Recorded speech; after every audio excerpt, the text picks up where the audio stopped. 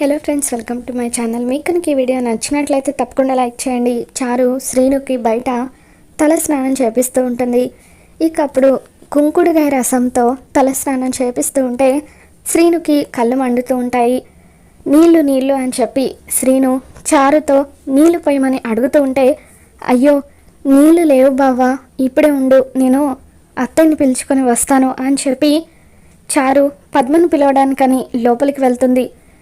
చారుకి బావిలో నుండి నీళ్లు తోడడం చేత కాకపోవడంతో పద్మ కోసం అని చెప్పి లోపలికి వెళ్తుంది. ఇక శ్రీను కళ్ళు మండి ఇబ్బంది పడుతూ ఉంటే అప్పుడే అక్కడికి వచ్చిన ఆద్య బావిలో నీళ్లు తోడి శ్రీనుకి తల స్నానం చేపిస్తుంది.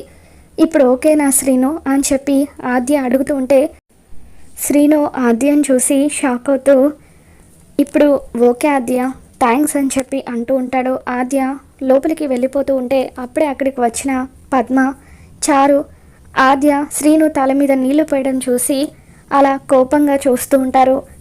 శ్రీను కూడా చారుని కోపంగా చూసి అక్కడి నుండి వెళ్ళిపోయిన తర్వాత పద్మ చారుని తిడుతూ, నువ్వు ఇలా ప్రతిదీ నాకు చేత కాదు అంటే ఆద్య శ్రీనుకి సొంతమైపోతుందని చెప్పి అంటూ ఉంటుంది.